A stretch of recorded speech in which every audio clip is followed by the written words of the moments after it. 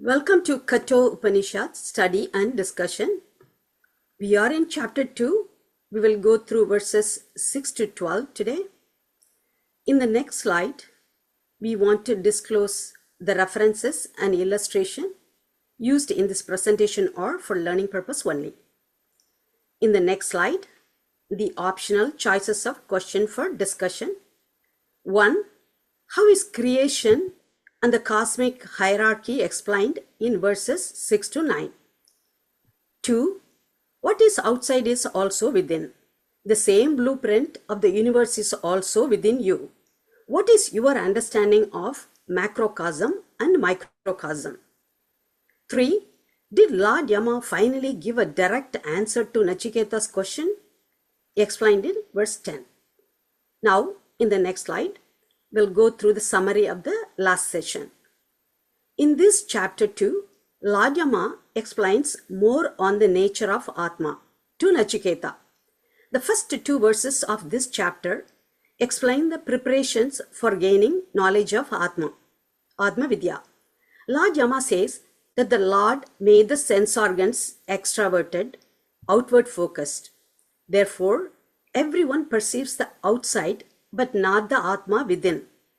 The indiscriminate ones go after external sense pleasures and enter into a cycle of birth and death. The rare, discriminative one, desiring immortality, withdraw the senses and look for the Atma within. So, the discriminative one, discovering the absolute immortality, do not seek anything in this world amidst the impermanent. Then, Lord Yama starts describing the indescribable, the Atma. By this Atma alone, one knows color, taste, smell, sound, touch, and conjugal pleasures. By this Atma alone, one perceives both the objects of dream and the objects of waking. Having known the great all-pervading Atma, the discriminative one does not grieve. One who knows this Jivatma, the experiencer of the results of the action, to be identical with the Atma, transcending the past and the future, is no longer afraid. This message is deemed with the Mahavatya, Etat Vaitat, this is indeed that. So this slide gives a prelude to verses 6 to 8. So, with the chariot metaphor, the microcosmic hierarchy was explained before, where from objects to senses to mind to intellect to Atman, how to transcend that. Here, in verses 6 to 8, the cosmic hierarchy is explained. Brahman, the supreme reality, is explained with the specific Vedantic terms given in the illustration on the right. So, in essence, the cosmic hierarchy explains Brahman, the supreme reality, in microcosmic and macrocosmic manifestation. The top one is the macrocosmic on the illustration and the bottom one is the microcosmic. So, Brahman is the highest supreme self or the God. Bra meaning to expand. It represents infinite intelligence, infinite power, infinite dimensions, and infinite manifestation. So, the Upanishads say that if you think you know Brahman, you may not know him at all. Why? The picture on the right, the blue color on the outside, represents the unmanifest, unknown, asat aspect of the Brahman, which is beyond duality. Then, next, the known, the Sat aspect, the Bhagavad Gita states that all manifest universe is the tiny aspect of Brahman. But the manifest aspect also has manifest and unmanifest in it. So, one, if you can see Brahman at causal, the Karana level, the picture, the white color in the picture, which is the pure soul, that is the unmanifest Ishvara, which is the pure consciousness. The Upanishad describes him as the witness consciousness, the Sakshi Chaitanyam. who controls the Maya, the power of illusion. So, in the bottom picture, the microcosmic level, it is the Jivatma, the drop from the infinite ocean of Brahman.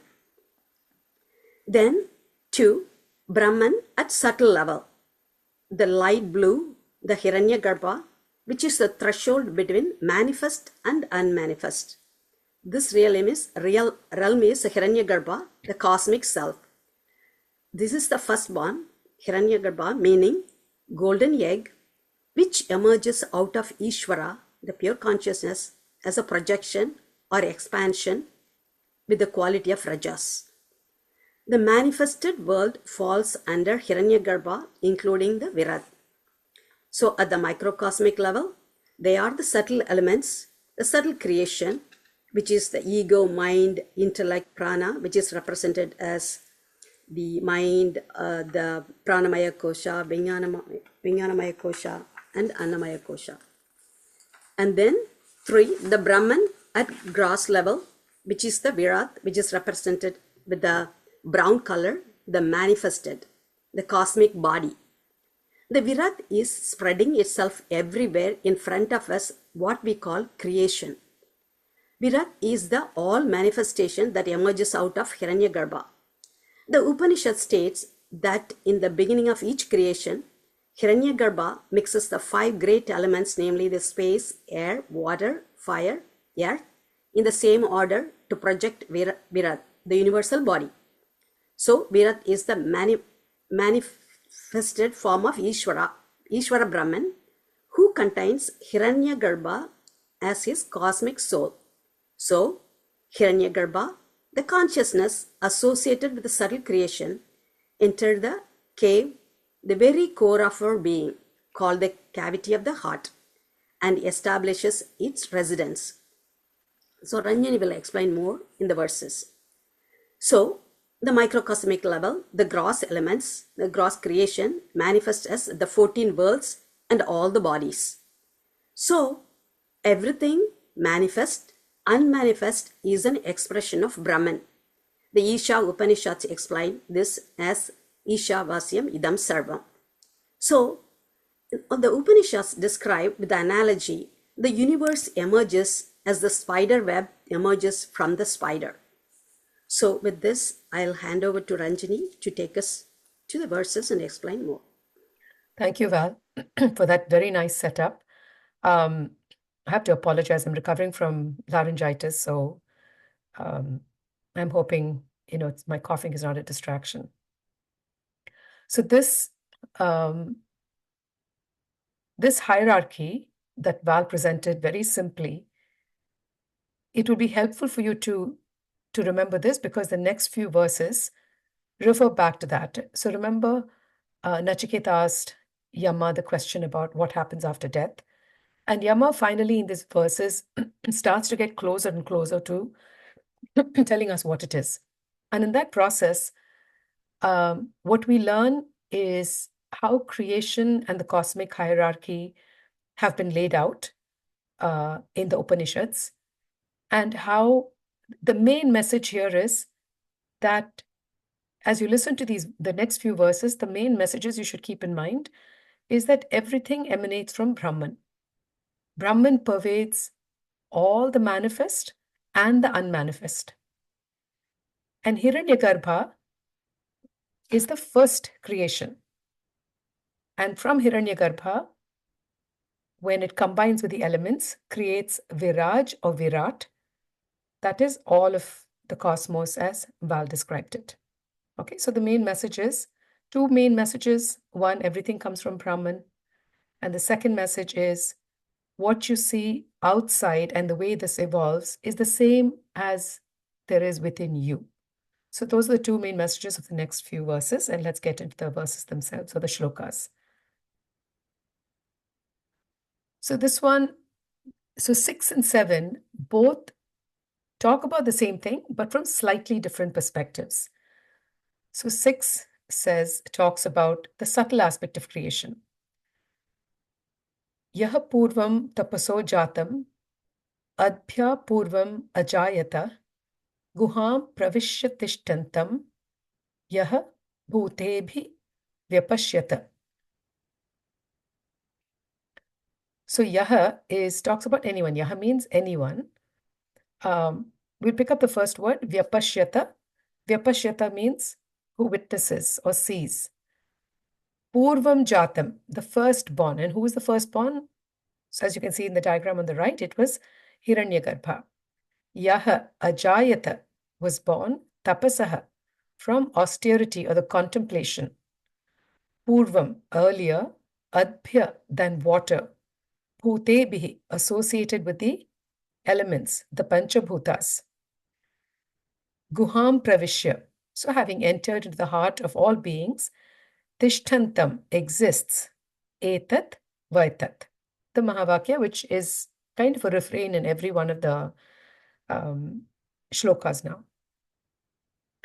So one who sees the firstborn or Hiranyagarbha, born of tapas. What is the tapas? It is a concentration of the mind of Brahman, prior to the manifestation of the waters and the other elements. So Hiranyagarbha was created from Brahma's concentration even before the Panchabhutas were created. Having entered into the cave of the heart or the intellect, exists with the elements. What does that mean? Consciousness enters and enlivens the elements. This Brahman verily is that. Etat vaitat. So the etat vaitat is when he keeps saying this is that, he's talking about the Brahman. So this one says, he who knows Hiranyagarbha.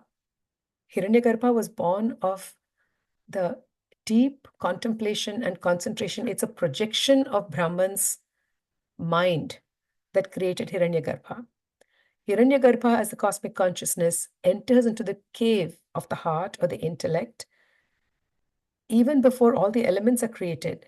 But once it goes into the heart with the other elements, starts to exist and enliven the being. And Yama says, Etat Vaitat, this is that Brahman. You asked, who it is, what happens after death. This Brahman is who you need to know about. Val, would you like to take us through this? Yes, Ranjani. So the Hiranyagarbha, we went through that, is a golden womb or universal womb or the cosmic egg, is the source of the creation of the universe of the manifest cosmos in Vedantic philosophy. It is mentioned in Rig Veda. It is at the threshold between the unmanifest and manifest. It is the firstborn. It expresses itself in the form of vibrating energy, the womb cosmic sound. It divides itself into the totality of all possible potentialities, the causal waters, and the breath of life, the prana, illustrated as the wind that creates waves in the causal ocean from which all forms develop. The waters symbolize the Mula Prakriti, the aspect of the Supreme Being, which remains when the universe is dissolved into the source. Thank you, Val. So if you can see the illustration on the right, this is the Brahmanda or the cosmic egg of the universe, right? And if you can read the text on it, it says this is from the Rig Veda, and which describes a cyclical oscillating universe. So this Brahmanda contains the entire universe, the solar system, the sun, the moon, the planets, and all of it. And it describes a process of contraction and expansion until finally multiple cycles lead to a complete dissolution. So this is described in the Rig Veda. And that is what is being talked about here. The Hiranyagarbha is the start of the creation of this golden womb or the Brahmanda. Let's go to the next one, which says the same thing, but from a slightly different perspective, from the perspective of the one who's looking from our level. Ya pranena sambhavati aditi devatamayi guham pravishya tishtantim ya bhutebhi vyajayate ya aditi. That is, so saha, yaha is he, masculine, Ya is now it's the feminine. And who is the feminine that they're talking about? Aditi, the Devata Mayi, the mother of all the gods. Sambhavati is born, Pranena with the life force. Guham is the secret place in your heart. Pravishya having entered. Tishtanti exists. Ya bhutebihi in association with the elements. Vyajayata is to birth or to take birth. Etat vaitat. This is indeed that. And the meaning is, it is she, Aditi, the mother of the gods, from whom prana arises, who having entered the secret cave of the heart, takes birth with the elements. In brackets, when consciousness enters, it causes the birth of the being. This verily is that. Okay? So, the interesting difference between 6 and 7, 6 talks about it as the point of creation. 7 talks about it as a process of birth. Birth is how we know creation happens, right? When a being is born, then we say they've taken life. So the first one talks about it from the perspective of top down. When Brahma creates Hiranyagarbha, enters into the womb of the heart with the elements, it creates life. This one says from a feminine perspective, Aditi, the mother of the gods. It is the same divine consciousness, it's the same divine force. But when Aditi enters, she is the one who causes the prana. She is the one who makes the sentient, who creates life. Once she's entered into the heart with all of the elements. So the subtle body, the mind, the prana, the senses, comprised of the elements, is enlivened by the same consciousness that is Brahman. So in that one, it's called Brahman. In this one, it is called Aditi, the female aspect of Brahman. So those are the two ways of saying how does creation happen and how does Brahman create? So Aditi is the undivided unifying principle of all things. She is whatever has been and will be born according to the Rig Veda. Aditi is a pure self-luminous consciousness. She's the mother of the gods and all beings, the source of all objectivity. So from Swami Guru Bhaktananda's text, which we follow quite a bit, this is an excerpt from there. It says 2.1.6 views Hiranyagarbha from the perspective of Brahman. It's just what I just explained. While 7 views it from a human perspective as creatures on earth. Hence, in slightly different ways, both describe how Hiranyagarbha can be looked up to as nothing but Brahman himself in a conditioned form. Hiranyagarbha, the consciousness associated with subtle creation. Wherein did she enter? The guha, or the cave of the very core of our being, is the intellect. It is called the cavity of the heart. That's where consciousness enters the human and establishes its residence. Once Hiranyagarbha takes a seat, all the deities in charge of the different functions of the body, the indriyas, take up their respective residences in the organs and senses that they govern. So, 2 things to point out in this commentary. The guha is the cavity of the heart, and the intellect are one and the same. Okay? The second thing to notice is when it says, once that consciousness enters with all the elements, it sets up residence, it creates being. So the universe, just like our human body, functions like a well-run operation. So all the gods, all the deities responsible for the different functions on earth, when Hiranyagarbha is formed, when creation happens in Virat, all the gods are created and they run the universe. Similarly, in the human body, once Aditi enters or Brahman enters and enlivens the elements, then immediately your senses, your intellect, your ego, they all act as the agents of life for us on earth. So just like in the macrocosm, the gods run the universe, in the microcosm of the individual, our bodies, our senses, intellect, ego, all of that runs our life here.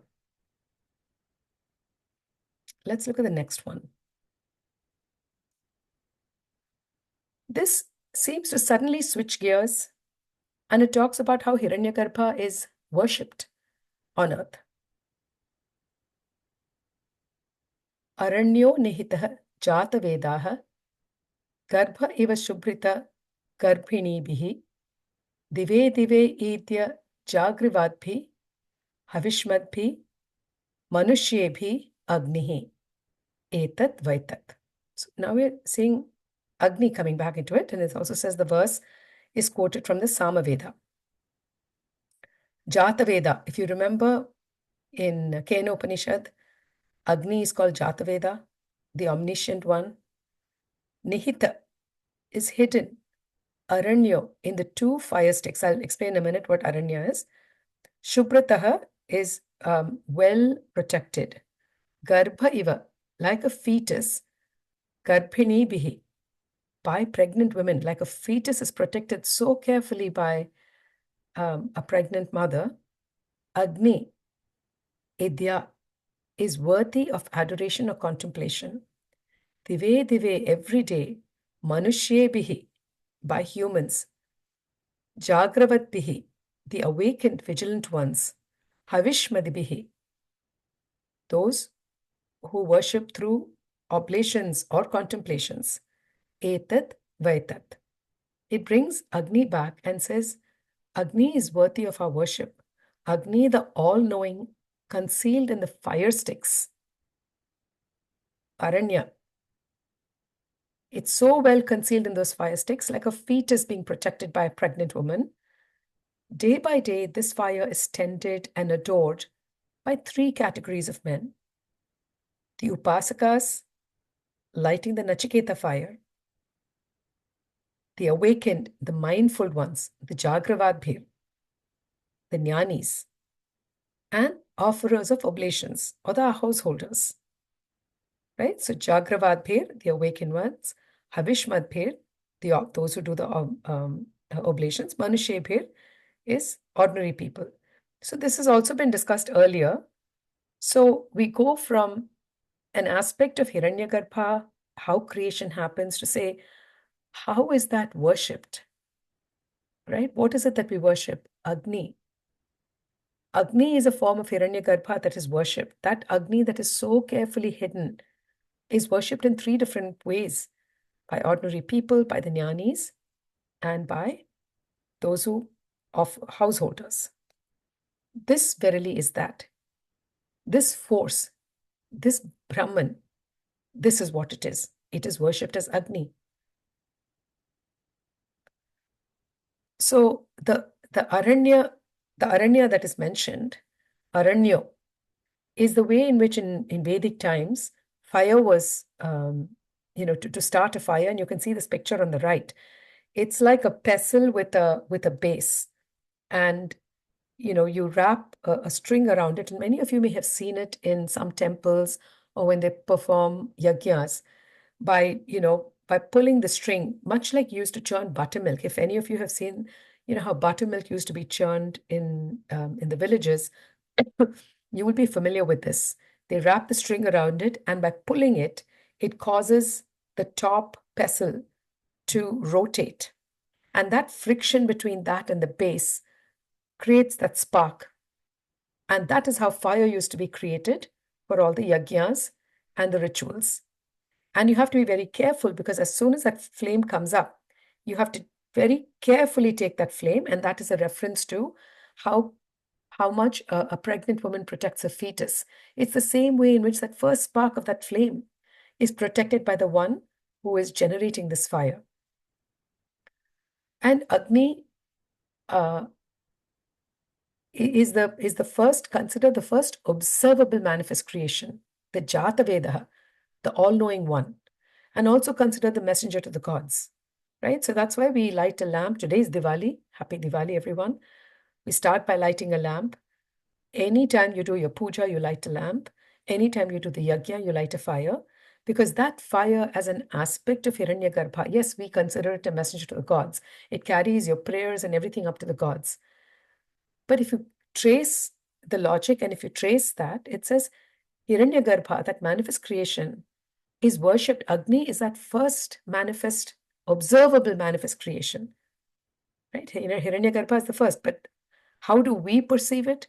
What do we see as a symbol of that Hiranyagarbha? That Agni or that fire that we light in all of our worship. So that's the symbolism. Then let's look at 9. Again, we come back to Brahman, and Yama is trying to explain the qualities of that Brahman, to say, this is how we may see it in Virat, in this world. Yathascha uddeti suryah astam gacchati yatra cha astam yatra cha gacchati tam deva sarve arpitah tat una atyeti kaschana. Yathascha, that from which udete is to rise, suryah or the sun, yatra where astam gacchati, that is, it sets day after day, tam, on that, deva sarve, all the gods, arpitaha, are established or fixed. Tat indeed, na kaschana, nobody whosoever, atyete is transcends, etat vaitat. That divine principle or that divine consciousness from which the sun rises and where it goes to rest very reliably. The sun, we say, rises in the east, sets in the west, although it is actually the earth spinning around its axis. The sun is stationary. But it says that from which the sun rises and where it goes to rest, that on which all the gods are established. All the gods depend upon the sun. None can ever transcend that Brahman. This is verily that. And the meaning of etat vaitat in this verse is, that which you seek is this Brahman. So what does it do? It establishes the supremacy of Brahman in all creation. It says, you may see different forms of it. We may worship it as fire. We understand how it is created. But nothing transcends that Brahman. It is that force, it is on the kripa or the will of that divine consciousness that the sun rises and sets every day. It is on that will that all the gods are established. Nobody can transcend Brahman. Excuse me. And then the last one that we will cover today. Yataivaha tat amutra, yat amutra tat anu iha, mrityosah mrityum apnoti, yaha iha nana eva pashyati, naneva pashyati. It says Brahman is both here and there. Yateva iha. Whatever is here, tat amutra, that is there. Yat amutra, whatever is there, tat anu iha. Likewise, it's here. Mrityo, from death, mrityum, to death, sa apnoti, he goes. Yaha, who, iha, here, nana iva. This is saying the separation, pashyati. Whatever is here, that is there. Whatever is there, that too is here. Whoever perceives anything like separateness here goes from death to death, or continue this cycle of life and death. Okay, this sounds like one of those riddles, right? What is here is there, what is there is here. Anybody who doesn't understand this is condemned to a constant transmigration of souls to be able to understand this. And this goes back to what we talked about in the beginning. That is, it is that same Brahman, that same consciousness that pervades everything. And you have to realize that what is within you is also without you. It is the exact same thing. And our minds, our brains are trained to pick up differences. And if you remember in one of the earlier sessions, we had discussed this. Why are our brains programmed to pick up differences? It's a survival skill, right? In the early days of evolution, something like you is more likely to be one of you. Something not like you is a source of danger unless proven otherwise. So our brains and the most primitive part of the brains are programmed to pick up differences. But we're not using the primitive part of the brain. All these Upanishads, all these verses are telling us that once you evolve, once you calm your mind to where it is beyond the clutches of the most primitive parts of your brain and even the most logical, rational parts of your brain, when you're able to transcend that intelligence, you start to realize that we are all pervaded by that same consciousness. You, me, the tree, this universe, the planet, we are all the same.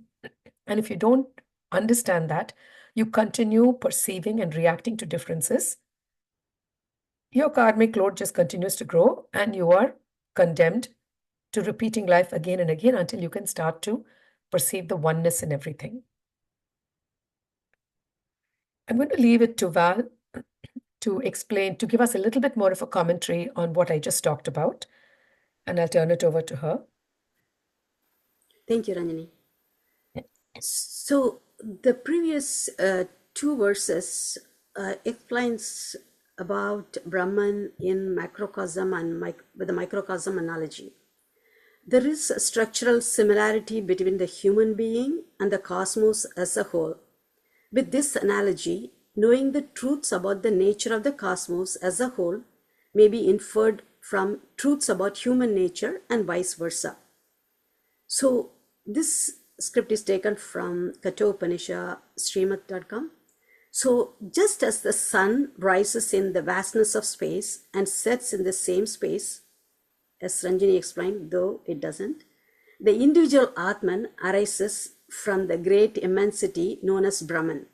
It derives its very existence from the Absolute and returns to the Absolute. All the ancient Vedic gods are recognized as expression of one supreme reality, Brahman.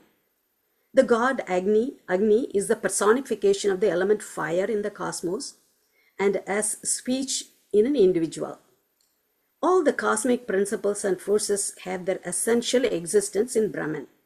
Although, for some time, we may identify with our psychophysical, the mind-body vehicle, with our personal limitation and conditioning, yet through the process of spiritual inquiry and investigation, the Atma Vichara, we can strip away all conditioning and arrive at self-realization, beyond which we cannot go, and that is the end of the journey. So here Carl Jung, the psychiatrist, explains, man is the microcosm of the macrocosm. The God on earth is built on the pattern of the God in nature, but the universal consciousness of the real ego transcends millionfold the self-consciousness of the personal for the false ego. So the fundamental principle in Hindu metaphysics is as above, so below, as you can see in the illustration on the right. The human entity is nothing but a correlation of the universe. All powers in the human body and mind have their correlation in devas, which rule the cosmos. All the chakras, the internal psychic centers, have their correlative centers in the external universe. For example, the heart being the sun, the mind, the moon, etc. The sun, which is the source of light and energy for the external universe, has its correlation as the Atman within the individual. Even when examined from the atomic level, we know that everything is interconnected by space, all objects being merely differing densities of atoms. From a metaphysical perspective, the interconnecting space is called Brahman. The differences that we perceive in the objective world are all temporary confirmations of karmic conditioning. When they, being conditioned by time, space, and cause, they dissolve, what remains is the timeless, eternal, inscrutable Brahman alone. It is verily that etat vaitat, that is Brahman. This is the answer to Nachiketa's third boon, what happens life after death.